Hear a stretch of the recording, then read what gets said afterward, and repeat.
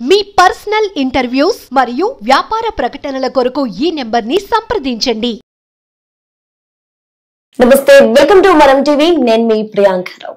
Present చాలా మందికి ఒక డౌట్ ఉంటుంది, గ్యాస్ట్రిక్ అని చెప్పేసి వింటుంటాం.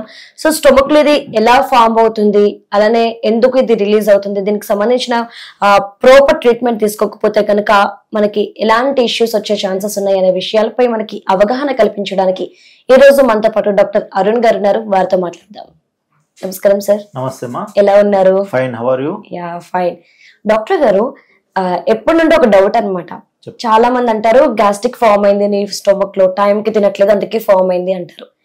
అసలు గ్యాస్ట్రిక్ అనే గ్యాస్ అనేది స్టొమక్ లో ఎలా ఫామ్ అవుతుంది? అంటే ఆల్రెడీ లోపల ఉండి అది ఎక్కువ అవుతుందా, లేదంటే బయట మనం తీసుకునే ఫుడ్ వల్లనా? చాలా మంచి క్వశ్చన్ అడిగారండి. సో మనకి స్టమక్ లో మీరు చెప్పినట్టు గ్యాస్ట్రిక్ అంటే యాసిడ్ ఎక్కువ ఫామ్ అవుతాయి, మనకి సిమ్టమ్స్ వస్తాయండి.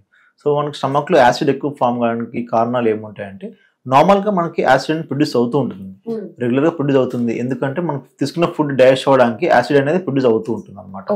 సో అది మోతాదుకి మించి ఎక్కువ అయితేనే అప్పుడే ప్రాబ్లం అవుతుంది అనమాట. సో అది ఏ కండిషన్స్ లో అవుతుందంటే, ఫస్ట్ ఒకటి మోస్ట్ కామన్ ఏంటంటే హెచ్ పైలరీ ఇన్ఫెక్షన్.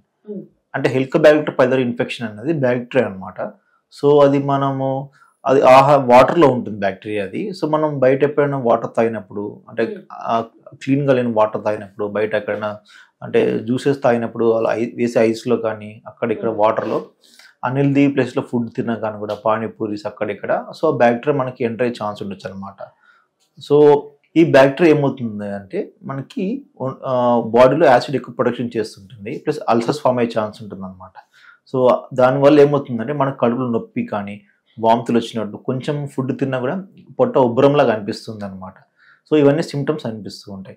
సో ఎవరికన్నా కానీ ఇలా మనకి కడుపులో ఉబ్బరంలాగా అనిపించడం, కడుపు నొప్పి వస్తుంది అంటే ఫస్ట్ డాక్టర్ దగ్గరికి వెళ్ళేసేసి, ఒక గ్యాస్ట్రోఎంటరాలజిస్ట్ దగ్గరికి వెళ్ళేసేసి ఒక ఎండోస్కోపీ చేయించుకుంటే మంచిదండి.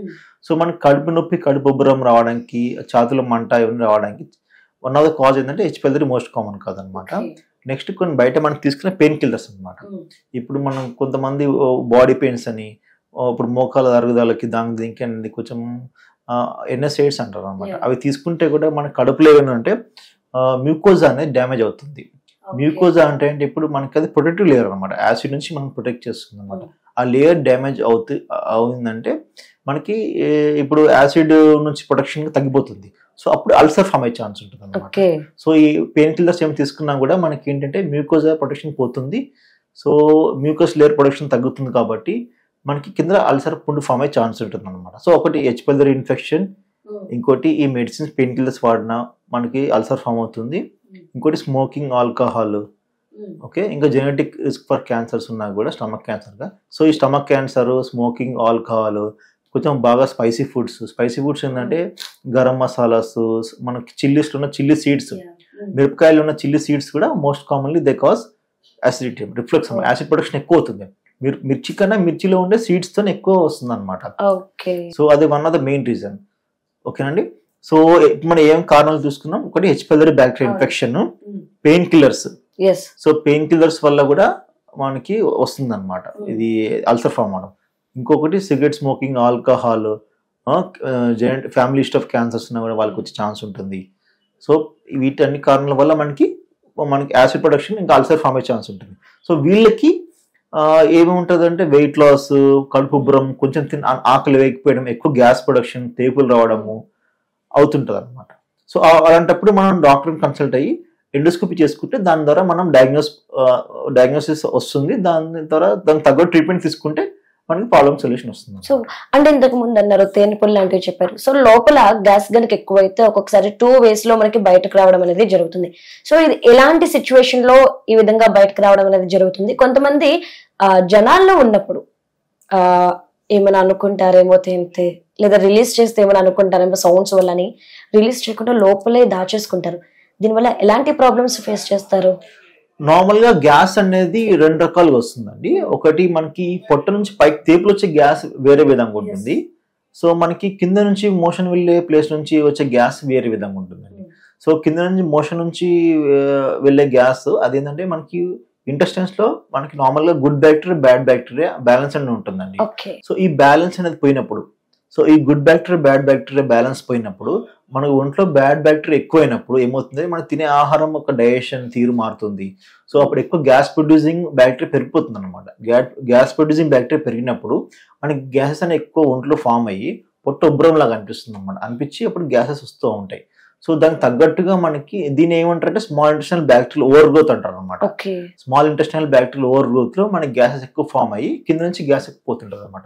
సో దానికి హైడ్రోజన్ బ్రెత్ టెస్ట్ అని ఉంటుంది అనమాట. హైడ్రోజన్ బ్రెత్ టెస్ట్ అంటే మనం కొంచెం గ్లూకోజ్ అనేది ఇచ్చేసి పేషెంట్ కి, సో వాళ్ళకి తర్వాత మనం చెక్ చేస్తాం అనమాట, మనకి బ్రెత్ లో హైడ్రోజన్ ఎంత వస్తుంది ఇది.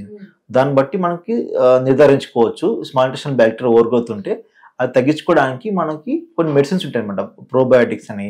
అవి తీసుకుంటే దీర్ఘకాలంగా 2-3 months తీసుకొని రెగ్యులర్ గా తీసుకుంటూ ఉంటే so bad bacteria good bacteria balance restore చేయొచ్చు అనమాట. సో అదొకటి. ఇంకోటి ఈ ఒంట్లో స్మాల్ ఇంటెస్టైన్స్ లో బ్యాక్టీరియా ఎక్కువ పెరిగిపోయినా కానీ కూడా వాళ్ళకి మోషన్స్ కూడా ఫ్రీక్వెంట్ గా అవుతూ ఉంటాయి అనమాట, పల్చగా మోషన్స్ అవుతూ ఉంటాయి. సో అది కూడా వన్ ఆఫ్ ద రీజన్ అనమాట. సో మనకి పొట్టలోంచి బయట తేపులు వచ్చేది అది అసిడిటీ వల్ల. ఎక్కువ టైంకి ఆహారం తీసుకోకపోయినా కూడా పొట్టలో ఎక్కువ గ్యాస్ పేరుకుపోతుంది అనమాట. సో మనకి అది జాగ్రత్త చూసుకోవాలి. ఇనిషియల్ గా కొన్ని డేస్ ఆఫ్ యాంటాసిడ్స్ తీసుకొని ఒక 2 to 4 weeks తీసుకొని చూసుకోవాలి. అయినా తగ్గట్లేదు అంటే డాక్టర్ని కన్సల్ట్ అయ్యి సో ఒక ఎండోస్కోపీ చేయించుకుంటే హెచ్పైలరీ ఇన్ఫెక్షన్ ఉందా లేదా చూసుకోవాలి.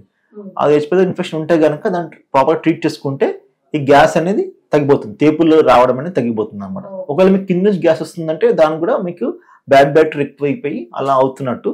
సో దానికి రెగ్యులర్ గా మనం ట్రీట్మెంట్ తీసుకుంటే దానికి పరిష్కారం వస్తుందండి. సో అంటే ఆ గ్యాస్ ఏదైతే ఉందో బయటకి రిలీజ్ చేయకుండా చాలా మంది స్టమక్ లోనే అట్లా పెట్టేసుకొని ఉంటారు కదా, దాని వల్ల ఏమైనా ప్రాబ్లమ్స్ ఫేస్ చేస్తారా కొంతకాలం తర్వాత? అలా ఉండడం బెటర్ అయినా అసలు? లేదండి, అంటే మనకి ఫస్ట్ అలా దానికన్నా మనకి ఆ ప్రాబ్లమ్ సాల్వ్ చేసుకోవడం ఇంపార్టెంట్ అండి. సో మీకు అలా అనిపిస్తుంది అంటే నెగ్లెక్ట్ చేయకుండా డాక్టర్ని కన్సల్ట్ అయ్యి అప్రోప్రియట్ ట్రీట్మెంట్ తీసుకుంటే బెటర్ అండి. ఓకే. సో అలా ఇప్పుడు మనకి పొట్టలో గ్యాస్ ఎక్కువ ఫామ్ అవుతుంది, స్టమక్ లో ఎగ్జాంపుల్.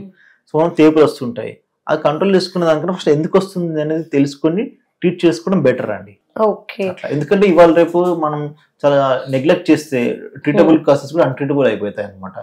అర్లీ స్టేజ్ లో ట్రీట్ చేసుకునేవి కూడా లేట్ స్టేజ్ లో అయిపోతాయి అనమాట. ఇప్పుడు స్టమక్ లో అల్సర్ ఉంది అనుకోండి, మనకి చాలా మంది అప్పుడప్పుడు అది యాంటాసిడ్స్ వేసుకుంటారు, ఒక 1-2 days వేసుకుని ఆపేస్తారు కొంచెం పెయిన్ తగ్గగానే. అలా కాదు, రెగ్యులర్ కోర్స్ తీసుకోవాలి.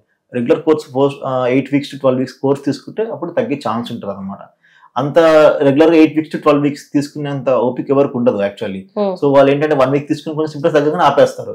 మరి అల్సర్ మొత్తం పూర్తిగా మానదు. సో రెగ్యులర్ గా కోర్స్ తీసుకుని తగ్గుతుంది అట్లా. ఇప్పుడు మా అర్లీగా వచ్చారనుకోండి సింపుల్ స్టేజ్ లో ట్రీట్ అవుతుంది.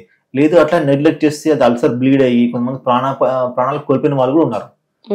సో నేను తెలుసుకున్న పేరు చెప్పకూడదు కానీ మెడికల్ ఫీల్డ్ లో కూడా డాక్టర్స్ కూడా పాపం అలాగే నెగ్లెక్ట్ చేసి నొప్పి కదండి అప్పుడప్పుడు ప్యాంటాప్ వేసుకుంటూ అట్లా కూడా ప్రాణాలు కోల్పోయిన వాళ్ళు కూడా ఉన్నారు.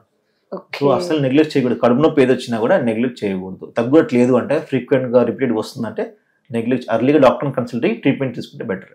Okay, right. Thank you so much. Thank you.